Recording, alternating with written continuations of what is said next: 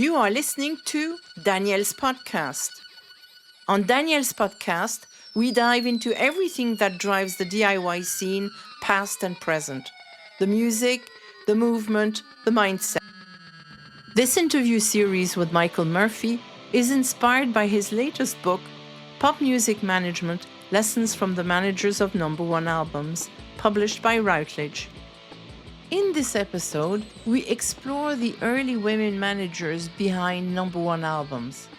I asked Michael about the challenges they faced in a male-dominated industry and the groundbreaking techniques they used to overcome them. And interestingly, many of these women were managing female artists, paving the way for future generations. Well, the barriers are really interesting because sometimes the barrier is implied. It doesn't have to be, there's no sign on the door saying no women allowed as vice presidents at here. It's just implied, and it works in practice. And there mightn't be any document saying no women. So the absence of women is its own statement. So whether women were excluded deliberately or not, it doesn't actually matter. Because if there's no history of women managing a #1 act, it means that the entire landscape of #1 acts, from a management point of view, has been built by men and built in a way that suits men. And, that maybe that doesn't suit women. So I went digging because I did this huge spreadsheet that I wouldn't advise anyone who's normal would even attempt of spreadsheet. Realize, okay, so it's 60 years, there's 52 weeks, so it's a couple of thousand data points. And for the first couple of decades, it was very, very common for the manager not to be acknowledged on the record sleeve. Now, most record sleeves would have the name of the manager. So I thought, well, I'll just get the Billboard magazine directory for that year. But even they didn't often have the manager who's #1 in that year. So I was thinking, when was the first woman to have a #1 album? And as I went digging through, the first woman is Arlene Rothsberg. Arlene Rothsberg proved that a sharp mind and smart resourcefulness could turn the odds in her favor, securing Carly Simon a #1 album. I hadn't heard her name. I worked in the music industry for a couple of decades. I'd never come across, this. And to me, she's incredibly significant because she broke that barrier. However the barrier was constructed, this was the first time a woman had a #1 artist. And interestingly, it's with a female artist, with Carly Simon. And Carly Simon wrote something now, I'm going to paraphrase, but she said that Arlene was the best manager and the best friend that anyone could ever want. And I thought, this is in such drastic comparison to the poor nun from Belgium who goes to #1, who didn't have a best friend and who didn't have a manager and who died, by her own hand, tragically. So I thought that this becomes really, really interesting, that the history doesn't really celebrate her. There should be a category in the Rock and Roll Hall of Fame for the early women managers. And Arlene Rothsberg is a fascinating character because she comes up through comedy. Her first client isn't a music act. It's a stand-up comedian. How does she come across stand-up comedians? Because she's pivotal in the Playboy Club. And the Playboy Club isn't a club. It's a business of a number of clubs, as well as a magazine and a TV show at one stage. And when I went reading about her and, where her name, most of my work was newspaper research, was just going through American newspapers to try and find any mention, if the manager's name was acknowledged on the record sleeve, was like, well, who are they?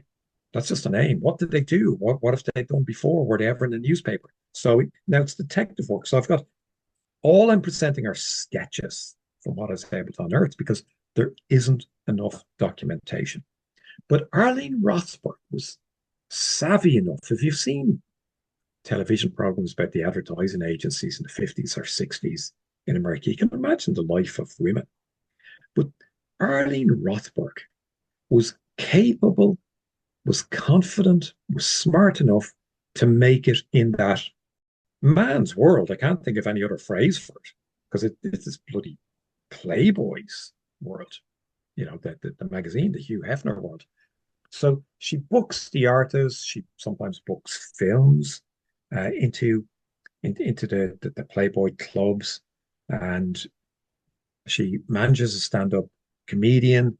He, plays nightclubs, and sometimes at this stage, singers appear at those clubs.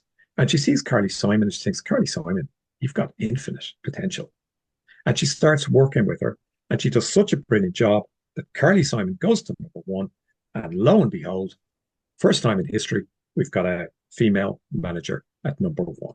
So she's from America. You'd expect that for what you can imagine that world was. But she does such a great job of protecting Carly Simon. And Carly Simon, we mentioned in a previous episode, Albert Grossman. And Carly Simon's autobiography doesn't have nice things to say about Albert Grossman or about working with men in the music industry beforehand. It was implied that, hey, Carly, you're young, you're pretty, so let's have a little fun. It's not just about you making a record and getting to express yourself as an artist. That's really important, and that should be documented. The moment that women didn't have to please a man manager to get to #1. There's a chilling, obviously the Rolling Stones and their manager feature in my book, but tell me what you make of this story. Mick Jagger really liked Carly Simon. They may have had an affair. And Mick Jagger sent flowers to every hotel that she was staying in. Do you think that's lovely? And here's so the vain. You're so vain. But here's the context. He sent flowers to her every night to her hotel when she was on her honeymoon. Like, there's a line there. I would love, I would keep digging because I'm waiting to find the story of a man who got to #1 in the US, who writes in his autobiography about a woman who loved him and sent him flowers every night to his hotel room during his honeymoon. Because I don't think that story has not been recorded yet. So Carly Simon's fascinating, and she gives great credit to Arlene for protecting her and for making it possible for her to express herself. Another example of this intuitive trailblazing spirit, Ginger Canzonieri, the force behind the Go-Go's. Yeah, Ginger Canzonieri, incredible story, fascinating story. And recently there's been documentaries made about the Go-Go's, and the band talk about huge regrets about parting company with Ginger. So here's a band kind of from the LA punk scene, including Ginger, the manager. She certainly, it's documented that she was beaten with a club when she was going to early hardcore punk gigs in Los Angeles. And that was a notoriously violent music scene. And she'd never managed a band before. And yet she believed so much in these young women that she gave up her work. She was a graphic designer, and she'd designed album sleeves, and funny enough, before she worked with the Go-Go's. And she managed them, and they became the first group to have a #1 album, who were women who sang, played all their own instruments, and wrote all their songs. So it's really interesting that this band that broke a barrier, that went through a glass ceiling of being women musicians who sang and wrote their songs, they had a female manager who'd never managed a band before. And they stayed #1 for quite a bit. They were huge in America, quite big elsewhere, but they really said to American audience, new wave is not just for guys in skinny ties, particularly at number one. And don't forget, I think the first new wave album to go to number one in the States was by a band called The Knack, and who had a huge song called My Sharona that was later used in a McDonald's ad. And if you ever have time, please look at the lyrics of that song and tell me the type of culture that we live in for that song lyric to be appropriate. Because it's a million miles away from the giddy, wild, yet brilliant self-expression of the Go-Go's. And there's a link, the Go-Go's, DIY, they don't have much money. So Ginger, I think she sold her car at one stage so they could go on tour in England because Stiff Records, the record label part owned by a guy from Ireland, um, you know, put out a single by them, but there was no American record labels weren't queuing up to sign them. And, there's something I think it's in Belinda Carlisle's autobiography. She said, that some record label, Big Shot, said to her, I really like your band. No one buys records by girls. So, like, I certainly wouldn't sign you. I really like you, though, but you're just not a business proposition. So there's DIY, there's punk DIY, and they were on a record label called IRS that got them to number one. And IRS had started in the same building as Malcolm McLaren when he was managing the Sex Pistols. And it was guy, his brother was in the police, the Copelands, and he'd seen the anarchy of Malcolm McLaren's business. And he said, Malcolm, you need someone to do some of the solid work.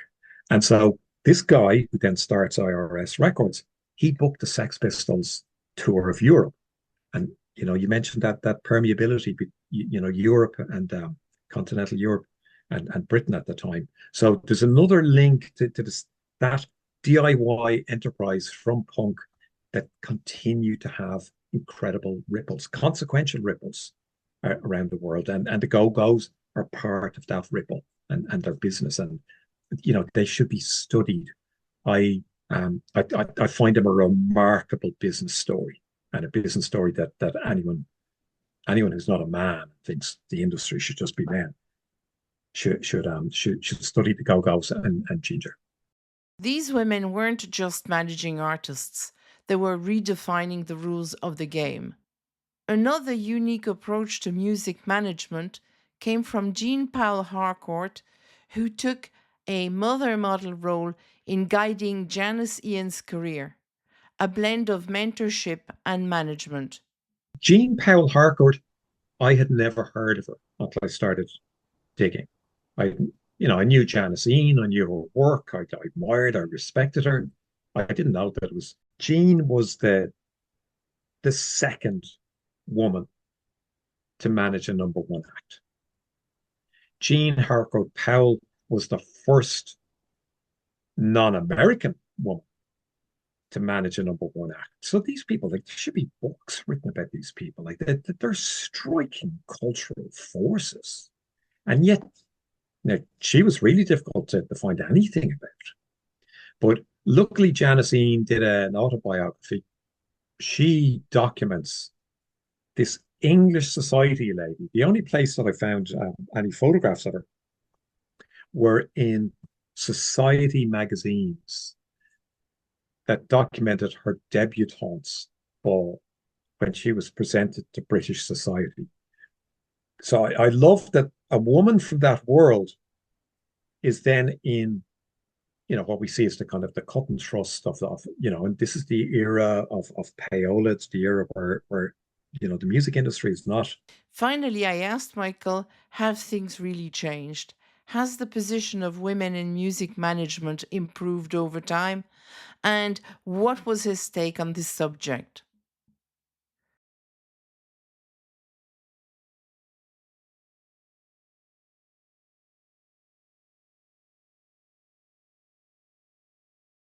it's not completely legitimate. There's a lot of dodgy practice there. And here's this woman, this posh English woman who goes and doesn't just manage an artist, she brings her to number one. And she brings an artist who's a lesbian. She brings an artist who was lesbian at a time where being out would have been extremely, it was felt, would have been extremely detrimental to her career. And Janisine, the story is fascinating because Janisine had a female lawyer, Ina Maybach, and she also tried to include other female people. She had a female tour manager. Can you imagine that? In that era, 1960s and 1970s, the stereotype roadie is this, laddish, loutish, almost like a pirate.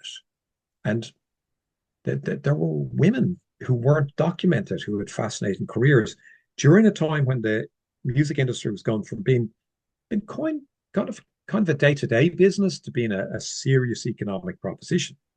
Bob Dylan may have had one of the first, full-time road managers. Like that job didn't exist before that, and now it's of huge consequence. So the Janisine and our partnership with Jean Parker Powell, it is really, really striking because Jean Parker Howell then disappears from the music industry. I found a really sad story in New York about a woman of the same name who died in a fire in her apartment alone.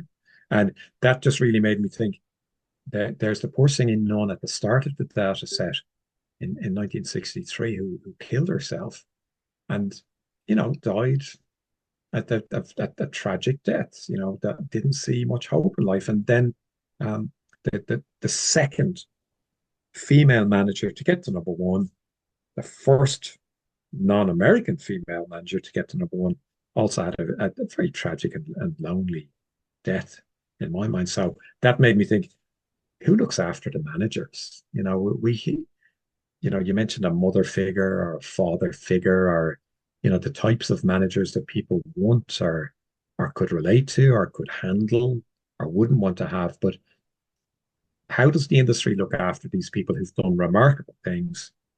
And the answer is not very well.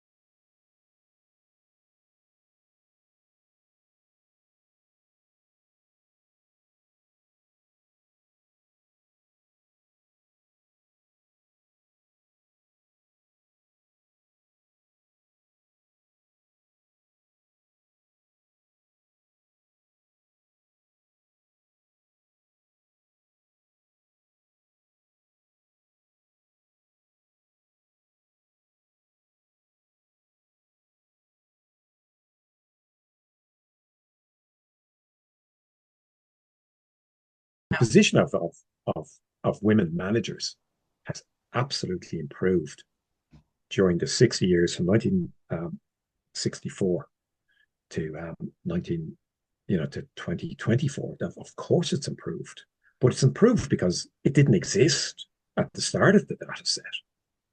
So it was completely zero. And I think at some stage I identified how many weeks the charts existed before there was a single female manager. So absolutely, there are more female artists. In the Irish context, Hozier is managed by a woman, and again, very very interestingly, Hozier is managed by a woman who'd never managed a music act, or if she did, no one ever heard of the act. So it's the first time she's had a number one act of anyone who was a Billboard artist in any way, shape, or form. So I hope that means that we will see more female managers, because it becomes a different industry if it's not just men. Any industry just men is a different industry to an integrated industry. And I would absolutely prefer to work in an industry that's not all men, because innovation comes from everywhere. It comes from all different. If we exclude 50% of the population, what does that say about the industry? So it's got much better, but it would take 100 years if you had majority women managers managing number one acts, it would take 100 years before there was parity over the whole historical period. So we're going to be playing catch up for a very long period of time. And it would be fantastic if women managers became the majority of managers at the number one slot. That would be fantastic. But it would still mean that the industry had been built for a very long time by men. And what does that say about culture? What does that say about business? And I hope that we get to write about more that I have discovered that there are other women, but I wanted to put the early female managers in there purposefully, even though some of the more recent ones, they've got even more contemporary stories. I might have sold more books if they're in there, but I thought somewhere a book needs to exist that documents those early pioneering, wall smashing female managers. Join us next time as we ask the big question: who takes care of the managers? Who looks out for them? And what really defines the relationship between managers and artists?